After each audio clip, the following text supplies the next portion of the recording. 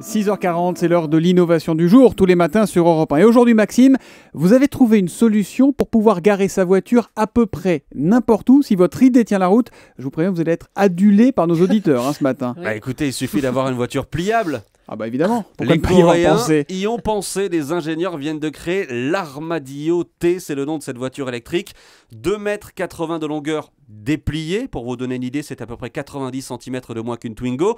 Mais surtout, cette Armadillo donc se replie et là, elle ne fait plus qu'1,65 m de long.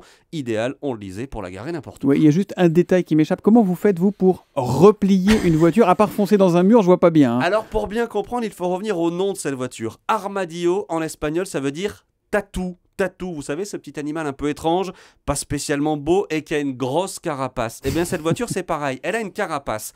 En fait, quand vous êtes arrivé à destination, vous descendez, les roues arrière vont se soulever et la partie arrière de la voiture va coulisser pour venir recouvrir toute la partie avant. L'arrière va servir de carapace, votre voiture est Et vous n'êtes pas repliée. encore garé. Vous êtes dehors, on est d'accord, vous n'êtes Ouais. pas encore garé, mais là, vous sortez votre smartphone et vous allez guider la voiture avec votre téléphone Mais non. pour l'aider à se garer dans très peu Incroyable, d'espace. j'en veux une. On peut l'acheter?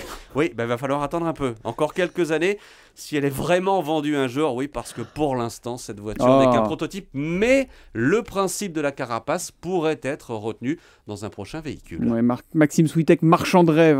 Bon courage en tout cas à tous ceux qui sont en train d'essayer de trouver une place en ce moment en écoutant Europe 1.